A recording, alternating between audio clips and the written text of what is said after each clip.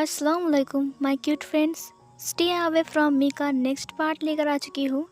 तो चलिए आज के न्यू पार्ट को स्टार्ट करते हैं। तो उस पार्ट में हमने देखा था कि वैन चाओ की पता पर वांग जी और विंग, जियांग चैंग, वैन किंग और इधर न्यू हुसैन और मियान मियाँ पहुँच गए थे जंगल में। जब वांग जी और विंग अंदर आते हैं तब इधर हमें वैन चाओ को दिखाया जाता है जो कि किसी की फ़ोटो को देखकर ज़ोर ज़ोर से हंस रहा था और उसके पास चेयर में बंधे हुए एक इंसान था। वो रो रहा था, वो रिक्वेस्ट कर रहा था कि प्लीज़ उसे कुछ मत करना क्योंकि वो इन सब में नहीं है, वो ये सब कुछ नहीं जानता है, प्लीज़ उसका पीछा छोड़ दो। वैन चाओ ने कहा अच्छा इन सब में वो नहीं है तो मुझे एक बात बताओ, ये मेरी ऑफिस रूम के अंदर क्या कर रहा था और ये मेरे लैपटॉप में क्या चुरा रहा था, बताओ मुझे उसने कौन सा डाटा बाहर निकाला है। उस लड़के ने कहा देखो प्लीज़ वो ना समझ है, वो छोटा सा बच्चा है। वैन चाओ ने कहा छोटा सा बच्चा, लेकिन वो एक मेल ओमेगा है जो कि बेहद खूबसूरत है और वो मुझे बहुत पसंद आ गया है, इसीलिए अब वो मेरे पास ही रहेगा। मैं उसे उठाकर लाऊंगा यहाँ पर और तुम्हारे सामने जो कुछ भी होगा ना उसकी ज़िम्मेदार सब कुछ तुम रहोगे, सबकी वजह तुम हो, समझे। ये बोलकर उसने केवल स्माइल के साथ एक पर्सन की तरफ देखा जिसने उसे वो लैपटॉप ला कर दिया था। उस इंसान ने कहा जी बॉस बताइए। वैन चाओ ने कहा मेरी बात सुनो, कुछ भी करके इस मेल ओमेगा को मेरे पास लाओ, लेकिन इसके साथ जो है उसका चेहरा दिखाई नहीं दे रहा है। इसके साथ कोई तो है ऑफिस रूम के अंदर, लेकिन फुटेज में उसका चेहरा अच्छे से दिखाई नहीं दे रहा है, लेकिन इस मेल ओमेगा के फेस को अच्छे से मैं देख पा रहा हूँ और मैं इसके ऊपर पूरा पागल हो चुका हूँ, इसीलिए ये ओमेगा मुझे चाहिए। इसी वक्त जाओ और उस ओमेगा को उठा कर ले आओ। मुझे नहीं पता कि इस वक्त वो कहाँ है, लेकिन मुझे अभी इसी वक्त उसे मेरे पास चाहिए, समझे तुम। मुझे पता है कि तुम समझ गए हो। उस इंसान ने कहा जी बॉस मैं समझ गया हूँ, मैं अभी जा रहा हूँ। ये बोलकर वो लड़का वहाँ से चला गया। चेयर में बंधे हुए इंसान ने कहा तुम ऐसा क्यों कर रहे हो, तुम्हारी दुश्मनी मुझसे है, उसे कुछ मत करना, वो मासूम है। वैन चाओ ने कहा मासूम है, उससे मेरी लैपटॉप से डाटा निकालना आता है और वो मासूम बोल रहे हो तुमसे। वो मासूम नहीं है, देखना वो 2 दिन यहाँ पर आकर ठीक हो जाएगा, तब तुम दोनों मिलकर यहाँ पर साथ में रहना, बातें करना। मैं तुम्हारे भलाई के लिए तो कर रहा हूँ ना जो कुछ भी। उसने कहा कोई ज़रूरत नहीं है करने की, तुम मुझे मार डालो लेकिन उसे कुछ मत करो। वैन चाओ ने कहा देखो मेरी बात सुनो, तुम यहाँ पर खाली खाली बैठे रहते हो, तुम्हें देख कर मुझे तरस आती है, सच में बोल रहा हूँ। और यानजू को देखो, वो तो बेहोश है, देखा ना तुमने, वो बेहोश है बेचारी, वो तो तुमसे बात भी नहीं कर पाती है। मैंने उसे इंजेक्शन दे कर रखा है ना, वो तो बेहोश रहती है हर वक्त, क्योंकि वो यहाँ से भागने की कोशिश कर रही थी है ना पहले दिन से, इसीलिए। तुम्हें पता है ना मैं ऐसे तो कुछ नहीं करता हूँ, मैं कितना अच्छा हूँ। और तुम चिंता मत करो, जब यहाँ पर वो आएगा ना, वो लड़का क्या नाम है उसका, विंग, तो देखना मैं उसे बहुत खुश रखूँगा, बहुत प्यार करूँगा उसे, रोज़ रात को प्यार करूँगा तुम्हारे सामने, ठीक है, तो तुम देख पाओगे। और उस इंसान ने अपने फेस को दूसरी तरफ घुमा लिया, उसकी आंखों से आंसू बह रहे थे। इधर हमें विंग और वांग जी को दिखाया जाता है, वो लोग चल रहे थे, वांग जी विंग के पीछे पीछे आ रहा था और विंग आगे आगे जा रहा था। फिर विंग ने देखा सामने कुछ लड़के खड़े हुए हैं, उनके हाथ में गन है। वांग जी ने कहा क्या हुआ विंग, तुम क्यों रुक गए। विंग ने तुरंत वांग जी की माउथ के ऊपर अपना हैंड को रखते हुए कहा चुप हो जाओ, सामने देखो। और फिर उन लोगों ने देखा कि सामने कुछ लड़के खड़े हैं जिनके हाथ में बड़े बड़े गन्स वगैरह है। यह देखकर वांग जी ने कहा ये ज़रूर वैन चाओ के आदमी है। विंग ने कहा अब हम क्या करेंगे। वांग जी ने कहा हमें यहाँ से निकलना होगा, हमें अंदर जाना पड़ेगा, ये लोग हमें रोकेंगे, हम ऐसे नहीं जा सकते हैं, हमें छुप कर जाना होगा। विंग ने कहा हम कैसे जाएंगे। और वांग जी ने कहा मेरे पीछे पीछे आओ। विंग ने कहा ठीक है। फिर वो लोग जाने लगते हैं, वो लोग धीरे से वहाँ से जाने लगते हैं। तभी वहाँ से झाड़ियों में जाते हुए उन्हें एक लड़का देख लेता है। उन्होंने कहा है कौन है वहाँ पर। फिर वांग जी ने विंग को टाइटली पकड़ लिया, उसने कहा शांत हो जाओ, चुप रहो, ये हमें नहीं देख पाएंगे, हम लोग छुपे हुए हैं। विंग ने कहा लजा मुझे डर लग रहा है, अगर अगर इन्होंने हमें पकड़ लिया तो फिर क्या होगा, हम उसकी बहन को बचाने जा रहे हैं। वांग जी ने कहा चुप रहो। फिर तभी एक लड़के ने कहा क्या हुआ। दूसरे लड़के ने कहा मैंने कुछ देखा झाड़ियों में हिलते हुए। उस लड़के ने कहा ज़रूर सांप होगा या फिर खरगोश। उसने कहा हो सकता है।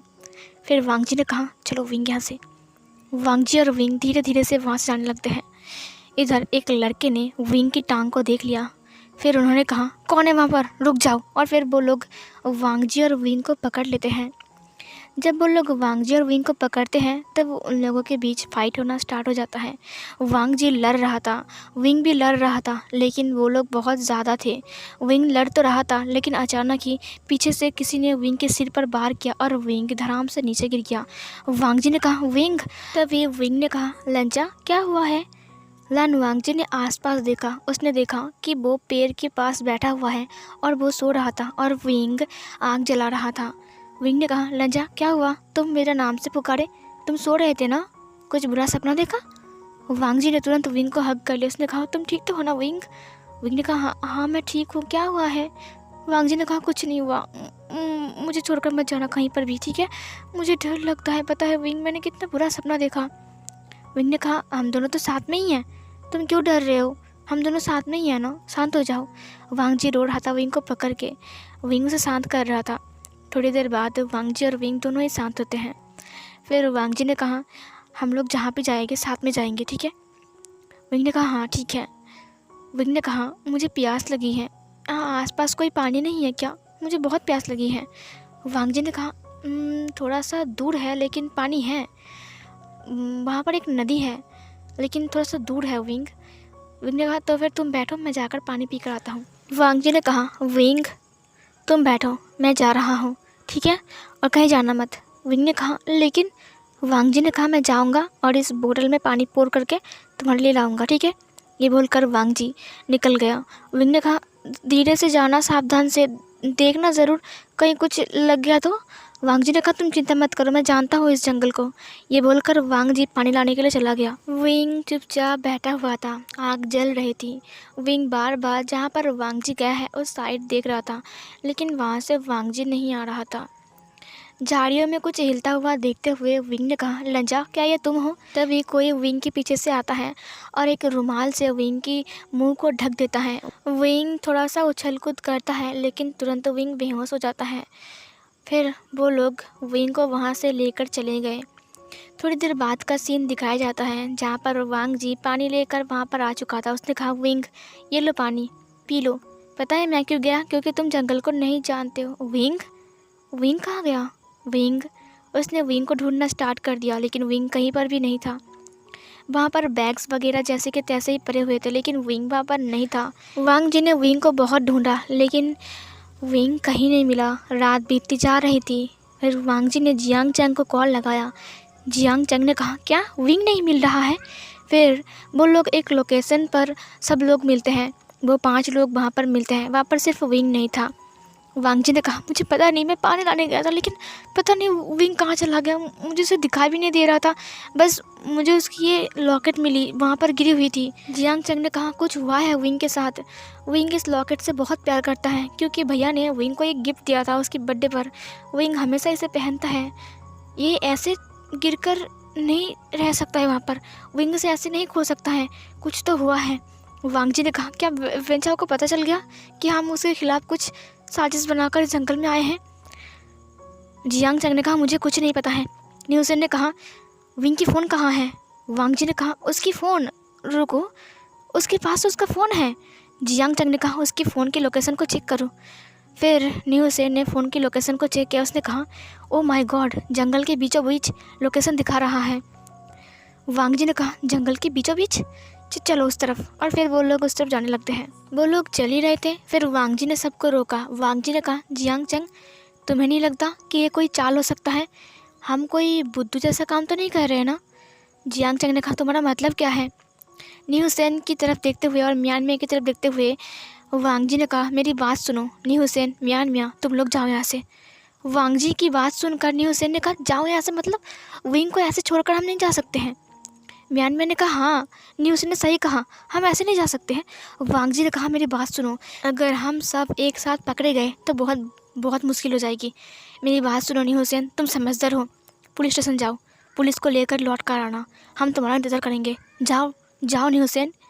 वांगजी की बात सुनकर न्यूसेन थोड़ी देर के लिए चुप रहता है। उसने कहा, लेकिन विंग। वांगजी ने कहा, विंग को हम बचाएंगे, लेकिन पुलिस को भी लाना बहुत ज़रूरी है, तुम दोनों जाओ। म्यान ने कहा, हाँ वांगजी ने सही कहा है, हमें पुलिस को भी लाना चाहिए। हम इतना बड़ा रिस्क अकेले नहीं ले सकते हैं। फिर न्यूसेन ने बात को समझा। उसने कहा ठीक है, हम लोग जा रहे हैं पुलिस को लाने। वांग जी ने कहा गुड, मेरी बात सुनो, तुम पुलिस को लाओगे और मेरी बात सुनो, जब तक मैं कोई इशारा ना करूं तब तक तुम लोग जंगल के अंदर नहीं आओगे, समझे? न्यूसेन ने कहा हाँ ठीक है, मैं तुम्हारा इंतज़ार करूँगा बाहर। वांग जी ने कहा हाँ दोस्त, अब तुम्हें भरोसा हो हमारे। फिर न्यूसेन ने उन लोगों को बाय बोला और फिर वो लोग वहाँ से निकल गए। इधर जियांग चैंग और वांग जी और वैन किंग आगे बढ़ रहे थे। उनके सामने बहुत सारे लोग आते हैं। वांग जी और जियांग चैंग सबके साथ लड़ते हैं। उसके बाद वो लोग अंदर की तरफ जाने लगे। सीन कट होती है। हमें यहाँ पर वैन चाओ को दिखाया जाता है। वैन चाओ लिविंग रूम में था और वही इंसान जो कि चेयर में बंधा हुआ था, वो इंसान अपने आप को छुड़ाने की कोशिश कर रहा था और वैन चाओ ज़ोर ज़ोर से हंस रहा था। और हमें विंग को दिखाया जाता है। विंग नीचे फ्लोर में लेटा हुआ था। वैन चाओ ने कहा इसकी हिम्मत तो देखो, देखो इसकी हिम्मत। ये ओमेगा पहले मेरी ऑफिस रूम पर पहुंची, उसके बाद इसने मेरी सारी की सारी प्रूफ को कॉपी कर लिया, मेरे सारे वीडियोस को कॉपी किया, मेरे सारे डाटा को कॉपी किया। उसके बाद मुझे पकड़ने के लिए इस जंगल में आ गया और देखो अब कैसे सो रहा है। ए उठो ना, उठो, ये बोलकर उसने उसको पैरों से हिलाया, लेकिन विंग बेहोश था। तभी उस पर्सन ने कहा प्लीज़ छोड़ दो उसे, उसने कुछ नहीं किया है। अगर तुमने कुछ किया गलत उसके साथ तो मुझसे बुरा कोई नहीं होगा। वैन चाओ ये सुनकर उस पर्सन की तरफ देखते हुए कहा बहुत तरस आ रहा है तुम्हारे ऊपर, बहुत तरस आ रहा है, सच बोल रहा हूँ विश याओ। फिर हमें उस पर्सन को दिखाया जाता है। वो विंग का भाई विश याओ था, मतलब कि विश याओ जिंदा है और वैन चाओ ने उसे पकड़ के रखा है। विश याओ ने कहा देखो वैन चाओ, तुम्हारी दुश्मनी मुझसे है, मेरे भाई ने कुछ नहीं किया, उसे छोड़ दो, जाने दो उसे। अगर तुमने कुछ गलत किया तो बहुत गलत हो जाएगा वैन चाओ। वैन चाओ ने कहा अच्छा तुम क्या करोगे, खुद तो बंधे हुए हो, खुद तुम लाचार हो और तुम मुझे मारोगे। और फिर ये बोलकर उसने विश याओ के सीने के ऊपर एक लात मारा। विश याओ उसकी तरफ देख रहा था।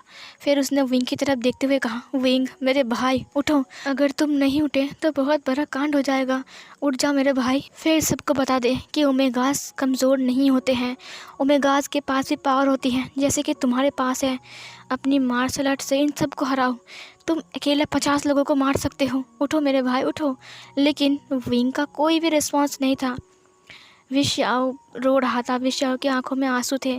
वांग जी और जियांग जैंग और वैन किंग आगे आ रहे थे। अचानक ही जो लोकेशन था वो गायब हो गया। वांग जी ने कहा ये क्या हुआ, ये कैसे हुआ, लोकेशन अचानक से गायब कैसे हो गया? इधर हमें वैन चाओ को दिखाया जाता है जो कि उसकी फ़ोन को, मतलब कि विंग की फ़ोन को तोड़ दिया था। विंग का पूरा फ़ोन टूट गया था, उसका सिम भी बाहर निकल गया था। वैन चाओ ने कहा मैं तो भूल ही गया कि आजकल के बच्चे के पास तो मोबाइल होते हैं, जिसकी वजह से तुम्हारी फैमिली मेम्बर तुम्हें यहाँ पर ट्रैक करके आ सकते हैं। मैं तो भूल ही गया था, अच्छा हुआ कि मैंने तुम्हारा फ़ोन देख लिया, तुम्हारे पॉकेट के अंदर था। ये बोलकर उसने विंग के फेस को सीधा किया। फिर उसने विंग को अच्छे से देखा। उसने कहा वाओ ब्यूटी, तुम तो बहुत खूबसूरत हो। ये बोलकर उसने विंग की गालों के ऊपर अपने फिंगर को रखा। विश याओ चिल्लाते हुए कहा मेरे भाई से दूर रहे वरना। तभी वैन चाओ ने कहा वरना क्या, क्या कर लोगे तुम, खुद तो बंधे हुए हो, खुद तो लाचार हो और मुझे बोल रहे हो कि तुम मुझे मार डालोगे। ले तेरे भाई को टच किया, अब तू क्या करेगा बोल। ये बोलकर उसने विंग की फेस को अच्छे से पकड़ा और उसकी जॉ को पकड़ के अपनी तरफ घुमाते हुए कहा हे उठो, जल्दी उठो, मुझे अब इंतज़ार नहीं हो रहा है, समझे तुम, उठोगे कि नहीं? तुम लोगों ने इसे क्या दिया था कि इसका अभी तक होश भी नहीं आ रहा है? उन लोगों ने कहा हम जो यूज़ करते हैं वही स्प्रे। वैन चाओ ने कहा तुम लोग एक नंबर के निकम्मे हो।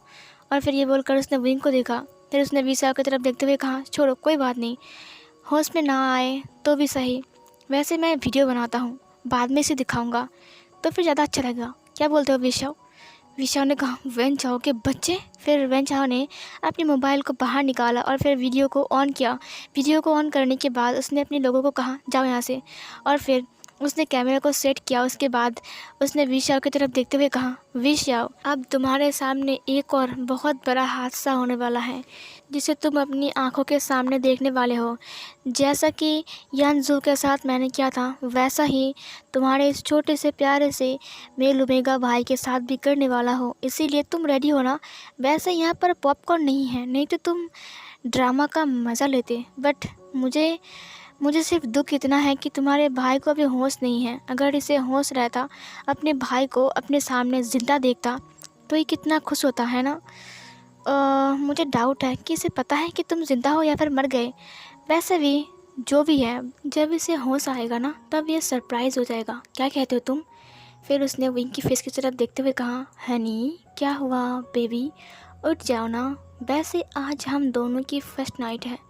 सॉरी मेरी नहीं है, तुम्हारी है मेरे साथ। लेकिन बहुत दुख है कि तुम अभी बेहोश हो। काश तुम होश में होते और मुझे आंखें भर भर के देखते कि कौन तुम्हारे साथ क्या कर रहा है। ये बोलकर वैन चाओ ज़ोर ज़ोर से हंसने लगा।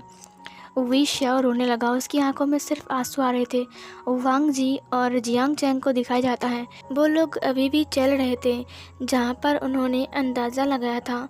वो उसी तरफ ही बढ़ रहे थे। फिर अचानक ही उन लोगों को कुछ रोशनी जैसा दिखाई देता है। वांग जी ने कहा, वो क्या है? जियांग चैंग ने कहा, रोशनी जैसा दिखाई दे रहा है। वैन किंग ने कहा, मुझे लगता है कि वही है वैन चाओ का महल।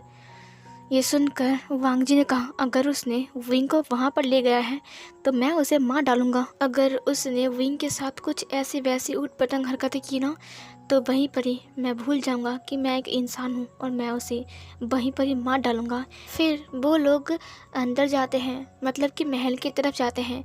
जब वो लोग महल के पास जाते हैं तब उन्होंने देखा बहुत ही बड़ा महल था, बहुत ही बड़ा, और उसके सामने एक बहुत बड़ा गार्डन भी था और वहाँ पर कुछ गार्ड्स भी खड़े हुए थे। फिर वांग जी, जियांग चैंग और वैन किंग पेड़ के पीछे छुप गए। फिर उन्होंने गार्ड्स को बात करते हुए सुना। उन लोगों ने कहा, अरे तुमने देखा उस ओमेगा को? हाँ पता है, वो ना जंगल में था और वो ना आग जला कर ना बैठा हुआ था। मुझे लगता है कि वो अकेला आया था। वो कितना बुद्धू है ना, अकेला ही आ गया जंगल में, वो भी वेन चाओ के साथ फाइट करने के लिए। अब देखो खुद ही फंस गया है। तुम्हें क्या लगता है, क्या वेन चाओ उसे छोड़ देगा ऐसे ही? फिर उस दूसरे लड़के ने कहा, अरे क्या बुद्धू जैसे बात कर रहे हो? वेन चाओ और उस ओमेगा को छोड़ देगा? तुम पागल हो क्या? उसकी लाइफ तो आज बर्बाद हो जाएगी। आई एम डैम श्योर कि उसके साथ आज कुछ बुरा होने वाला है। लेकिन अफसोस वो बेहोश है। अगर वो होश में रहता तो चिल्लाने वाली वॉइस सुनाई देती हमें, लेकिन पता भी नहीं चलेगा कि वेन चाओ क्या कर रहा है। वांग जी ने अपने हाथ को मुट्ठी में बंद किया। उसने कहा, वेन चाओ की इतनी हिम्मत, और फिर वो आगे जाने लगता है। तभी जियांग चैंग ने उसे रोकते हुए कहा, वांग जी रुक जाओ, ऐसे नहीं, देखो सामने इतने सारे गार्ड्स हैं, तुम पागल हो क्या? वांग जी ने कहा, जियांग चैंग मैं शांत रहूँ कैसे? तुमने सुना नहीं कि उन्होंने क्या कहा? वेन चाओ के पास विंग है और पता नहीं वो उसके साथ क्या करने वाला है। मुझे जाने दो। फिर वेन किंग ने कहा, देखो मेरी बात सुनो, हम लोग सामने से नहीं जा सकते हैं, इसीलिए पीछे से जाना पड़ेगा। मुझे लगता है कि पीछे शायद कम गार्ड हो सकते हैं, सामने की तरह नहीं। तो फिर चलो हम लोग पीछे से अंदर जाएंगे, ठीक है? ये बोलकर वो लोग पीछे की साइड जाने लगे। इधर वैन चाओ ने अपनी अपर जो ड्रेस उसने पहना था वो खोल दिया था, मतलब कि कोट को और उसकी शर्ट को खोल दिया था, और फिर वो विंग की तरफ देख रहा था। उसने अपनी पैंट की बेल्ट को भी उतार दिया था। फिर वी शाओ ने कहा, देखो वैन चाओ प्लीज़ ऐसा मत करो, रुक जाओ, इसने कुछ नहीं किया है, ये बहुत मासूम है, ऐसा मत करो, इसकी ज़िंदगी ऐसे बर्बाद मत करो वैन चाओ। वैन चाओ ने वी शाओ की तरफ देखते हुए कहा, मुझे माफ़ कर दो वी शाओ, लेकिन तुम्हारा भाई हद से ज़्यादा खूबसूरत है, जिसकी वजह से मैं खुद को कंट्रोल नहीं कर पा रहा हूँ।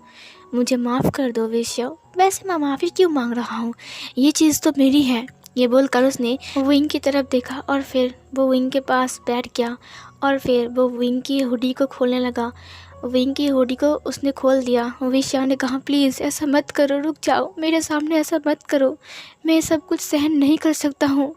और फिर ये बोलकर उसने अपनी आंखें बंद कर लिया। वो रो रहा था। जब वैन चाओ ने विंग की हुडी को खोला तब उसने देखा कि विंग ने अंदर एक शर्ट पहन कर रखा है। उसने कहा, उफ़ इतनी गर्मी है और इस लड़के ने इतने सारे कपड़े पहन के रखा है। चिंता मत करो, मैं इसे भी खोल सकता हूँ। और फिर ये बोलकर उसने उसकी बटन को हाथ से टच किया। तभी वी शाओ ने कहा, प्लीज़ वैन चाओ रुक जाओ, ऐसा मत करो, प्लीज़ वैन चाओ रुक जाओ। तभी वैन चाओ ने कहा, नहीं मुझे तो इसे यूज़ करना है, मैं क्यों रुकूँ, मैं तो इसे यूज़ करके ही रहूँगा। और फिर ये बोलकर उसने उसकी बटन को खोलना स्टार्ट कर दिया। तुरंत उसके हाथ को किसी ने पकड़ लिया। वैन चाओ ये देखकर हैरान था। जब वो पीछे मुड़ा तब उसने देखा कि वहाँ पर वांग जी था और वांग जी बहुत गुस्से में था। वैन चाओ वांग जी को पहले से ही जानता है और वांग जी की दोनों आँखें बहुत लाल हो गई थी। वांग जी इतना ज़्यादा गुस्से में था कि ऐसा देखकर लग रहा था कि वो अभी वैन चाओ को पूरा मार डालेगा, अभी खून कर देगा उसका। फिर वांग जी ने कहा, गलत किया तुमने वैन चाओ, ये चीज़ तुम्हारी नहीं, ये मेरी है और तुमने मेरी चीज़ पर हाथ लगाई है, मैं तुम्हें ज़िंदा नहीं छोड़ूंगा। और फिर ये बोलकर उसने वैन चाओ को पकड़ा और उसे ऊपर की तरफ उठा लिया। और ये वाला पार्ट यहीं पर ही ख़त्म होती है।